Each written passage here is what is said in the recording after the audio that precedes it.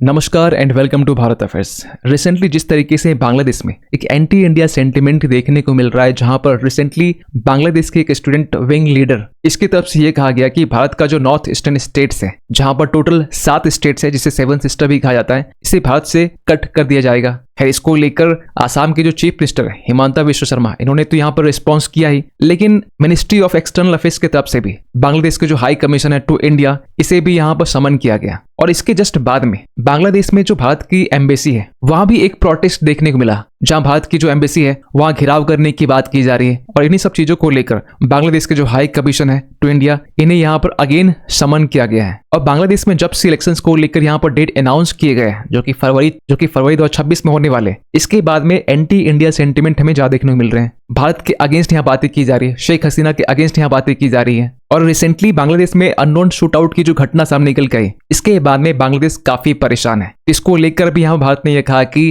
जो एक false narrative यहाँ पर गढ़ी जा रही है इंडिया के अगेंस्ट में, भारत इन सब चीजों को यहाँ पर रिजेक्ट करता है। इतना ही नहीं, यहाँ पर भारत ने हिट बैक करते हुए बांग्लादेश के ढाका में जो इंडियन वीजा एप्लीकेशन सेंटर है, इसे भी यहाँ पर टेम्पोररी बेसिस पर क्लोज कर दिया गया है। इवन की आसाम के जो चीफ मिनिस्टर है हिमंता बिस्वा शर्मा, इन्होंने यहाँ पर यह कहा कि जिस तरीके से बांग्लादेश की तरफ से बार बार यहाँ पर 7 सिस्टर्स को लेकर थ्रेट की जाती है, एंटी इंडिया स्टेटमेंट दी जाती है, इसको लेकर भी यहाँ इन्होंने ये कहा कि हमारे पास तो एक चिकन नेक है, लेकिन बांग्लादेश के पास में 2 चिकन नेक है, एक रंगपुर डिवीजन वाला और दूसरा चिटगांव वाला। इतना ही नहीं, इन्होंने यहाँ पर यह भी कहा कि जो बांग्लादेश है वो आज के टाइम में बैड माइंडसेट के साथ में जी रहा है। वो ये भूल चुका है कि भारत के पास में न्यूक्लियर वेपन्स है, 4th लार्जेस्ट इकोनॉमी है, जीडीपी ग्रोथ के मामले में भारत सबसे आगे है। सो डिस्कस करते इस टॉपिक को डिटेल से। रिसेंटली बांग्लादेश में 17 दिसंबर के दिन में सैकड़ों की संख्या में जो प्रोटेस्टर्स हैं, ये बांग्लादेश की जो कैपिटल है ढाका, यहाँ पर मार्च करना स्टार्ट करते इंडियन हाई कमीशन के खिलाफ में, टुवर्ड इंडियन हाई कमीशन। और ये जो प्रोटेस्ट है ये जुलाई ओकिया यूनिटी इनकी तरफ से यहाँ पर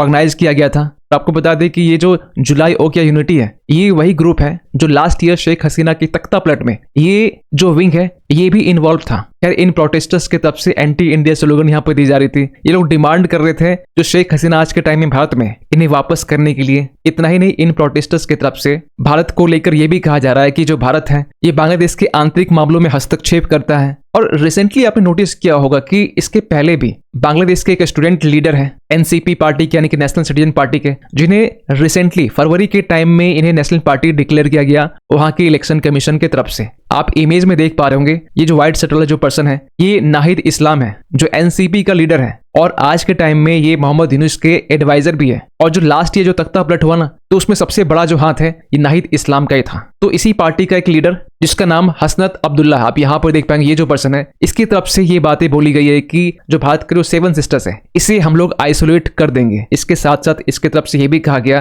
कि जो नॉर्थ ईस्टर्न स्टेट्स में जो भी सेपरेटिस्ट है, इसे बांग्लादेश सपोर्ट भी करेगा ताकि नॉर्थ ईस्टर्न स्टेट्स में एक आजादी की डिमांड उठे और मेनलैंड जो इंडिया है इसे अलग किया जा सके। खैर, इन सब चीजों को लेकर भारत की तरफ से Bangladesh high commission to India है, इन्हें यहाँ पर समन किया गया। और आप यहाँ पर देख पाएंगे मिनिस्ट्री ऑफ एक्सटर्नल अफेयर्स की तरफ से बांग्लादेश के जो हाई कमीशन है टू इंडिया मिस्टर रियाज हमीदुल्लाह, कल की डेट में इन्हें यहाँ पर समन किया गया। और यह कहा गया कि India is strong concern at the deteriorating security environment in Bangladesh. इसके बाद यहाँ पर यह भी लिखा गया कि his attention was drawn in particular to the activities of some extremist elements who have announced plans to create a security situations around the Indian mission in Dhaka. और इसके जस्ट बाद यहाँ पर लिखा गया कि India completely rejects the false narrative sought to be created by extremist elements regarding certain recent events in Bangladesh. क्योंकि बांग्लादेश के जो एक्सट्रीमिस्ट एलिमेंट है ये बार बार इंडिया के अगेंस्ट बातें कर रहे हैं, इंडिया के ऊपर में ये ब्लेम कर रहे हैं कि भारत जो है बांग्लादेश के इंटरनल अफेयर्स में इंटरफेयर करता है। और लास्ट में यहाँ पे ये बातें लिखी गई कि we expect the interim government to ensure the safety of missions and posts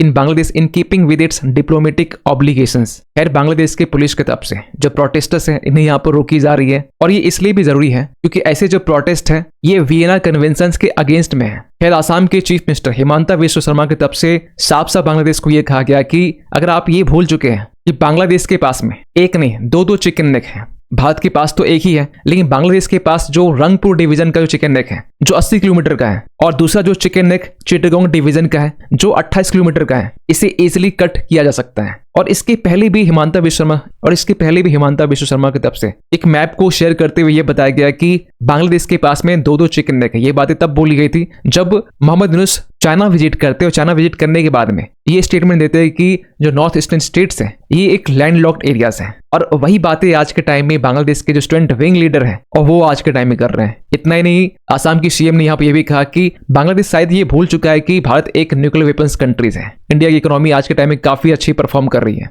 Bangladesh जो शेख हसीना के टाइम में उनकी जो इकोनॉमी है एक टाइम में काफी अच्छी परफॉर्म कर रही थी, पाकिस्तान से काफी आगे भी थी, लेकिन आज के टाइम में बांग्लादेश की जो इकोनॉमी है ये काफी पीछे जा रही है। खैर यहाँ पर आसाम की तरफ से काफी स्टेप्स भी उठाए गए। कहा यह भी जा रहा है कि आसाम के कचर जो डिस्ट्रिक्ट है वहां नाइट कर्फ्यू को भी इम्पोज कर दिया गया, स्पेशली इंडो बांग्लादेश बॉर्डर के पास में, क्योंकि ये जो बॉर्डर है ना ये शाम के टाइम में काफी वल्नरेबल भी हो जाता है, क्योंकि ये वही एरियाज हैं जहां से इलीगल जो बांग्लादेशी है वो एंटर करते हैं। क्योंकि बांग्लादेश की तरफ से ये भी बातें की जा रही है कि नॉर्थ ईस्टर्न स्टेट्स में जो भी सेपरेटिस्ट हैं जो भारत से अलग होना चाहते हैं इन्हें बांग्लादेश सपोर्ट करने वाला है। और ये नाइट कर्फ्यू इसलिए भी इंपॉर्टेंट है क्योंकि भारत और बांग्लादेश के बीच में फिलहाल अभी 80% ही फेंसिंग कंप्लीट हुई है। इवन कि पाकिस्तान के साथ भी हमारा जो फेंसिंग है ये 93% कंप्लीट हुआ है, 7% आज भी बाकी है। तो 80% में कहा यह जाता है कि अप्रॉक्स 500 किलोमीटर की जो फेंसिंग है अभी फिलहाल बाकी है। उसमें भी जो वेस्ट बंगाल गवर्नमेंट है वो लैंड देना नहीं चाह रही है। तो सवाल ये निकल के आता है कि बांग्लादेश में ये जो एंटी इंडिया वेव है ये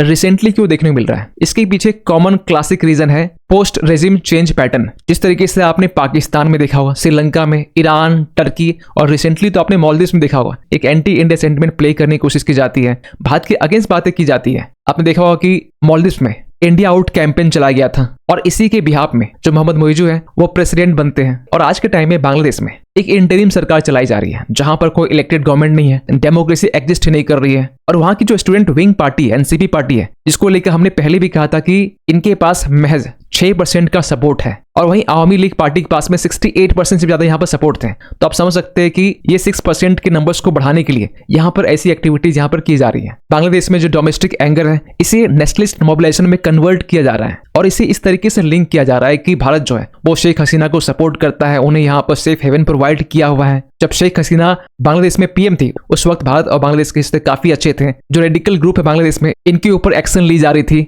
आज के टाइम में तो जितने भी रेडिकल ग्रुप हैं और इस्लामिस्ट ग्रुप है वो अब जेल से बाहर है। और इस तरीके से यहाँ पर भारत के बारे में कहा जा रहा है कि भारत एक एंटी डेमोक्रेसी है, भारत बांग्लादेश को कंट्रोल करता है, भारत बांग्लादेश के इंटरनल अफेयर्स में हस्तक्षेप करता है। मतलब बांग्लादेश में जो नफरत है वो कुछ इस कदर से है कि 16 दिसंबर जब बांग्लादेश लिबरेट होता है, जब बांग्लादेश इंडिपेंडेंस डे सेलिब्रेट करता है, परेड निकाली जाती है, लेकिन 2024 और 2025 में ये चीजें हमें देखने को नहीं मिला। क्योंकि अब बांग्लादेश यहाँ पर ये कह रहा है कि बांग्लादेश का जो इंडिपेंडेंस डे है ये मार्च में आता है, मार्च 26 में। इसके पीछे भी काफी तर्क कुतर्क दिए जाते हैं, जहां बांग्लादेश का ये मानना है कि 26 दिसंबर वो डेट है जब बांग्लादेश के लोगों के अंदर में एक पॉपुलर विल आता है, एक सिविलियन रेसिस्टेंस देखने को मिलता है। इस कारण बांग्लादेश 26 दिसंबर को इंडिपेंडेंस डे सेलिब्रेट करता है। वैसे 2024 से पहले देखा जाए ये जो नया इंडिपेंडेंस डे का जो डेट है ना ये तो पहले मेंशन में नहीं था। खैर इसके अलावा भी जो मोहम्मद यूनुस की जो सरकार है ये बांग्लादेश में वहां की जो इन्फ्लेशन है, जो पॉवर्टी है, इसे भी हाइड करने के लिए इस तरह के जो एंटी इंडिया सेंटिमेंट है वो आज के टाइम में चलाए जा रहे हैं। कहा यह भी जाता है कि बांग्लादेश में जो इन्फ्लेशन है वो 3% से भी ये ज्यादा है और जो गवर्नमेंट बोरोइंग है ये 11% से भी ज्यादा बढ़ चुका है। ईयर ऑन ईयर की हम बात कर रहे हैं। इतना ही नहीं, जो प्राइवेट सेक्टर क्रेडिट ग्रोथ है ये भी आज के टाइम में गिरकर 6.29% हो चुका है। आप समझ सकते हैं कि बांग्लादेश की जो हालत है आज के टाइम में ये बद से बदतर है। रिसेंटली IMF ने भी बांग्लादेश के जीडीपी ग्रोथ को लेकर यहाँ पे ये कहा है कि जो बांग्लादेश के जीडीपी ग्रोथ है ये 4.9% रहने वाला है, जबकि लास्ट ईयर 5.5% के आसपास में थी। और एक एंगर यहाँ पर बांग्लादेश के अंदर इस बात को लेकर भी है कि बांग्लादेश में रिसेंटली अननोन गनमैन की तरफ से एक डी कैटेगरी के C क्लास लीडर को यहाँ पर शूट आउट किया गया जो आज के टाइम में कोमा में है। तो इस बात को लेकर भी यहाँ पर बांग्लादेश के अंदर में एक एंगर है, भारत के खिलाफ एक एंगर है। खैर ये सब चीजें इसलिए भी हो रही है क्योंकि अगले साल इलेक्शन आने वाले हैं और बांग्लादेश में आवामी लीग पार्टी को बैन कर दिया गया है। जो BNP पार्टी है, बांग्लादेश नेशनल पार्टी, इनकी जो लीडर है खालिदा जिया ये बीमार चल रही है आज के टाइम में। तो ऐसे टाइम में जो स्टूडेंट विंग पार्टी के जो लीडर है, जो वहाँ की जो NCP पार्टी है, ये अपने आप को आज के टाइम में एक विनर के रूप में देख रहे हैं, लेकिन इनके पास में सपोर्ट नहीं है। खैर आप क्या सोचते पूरे अपडेट को लेकर कमेंट कीजिएगा। मिलते किसी अगली वीडियो में, तब तक के लिए थैंक यू सो मच।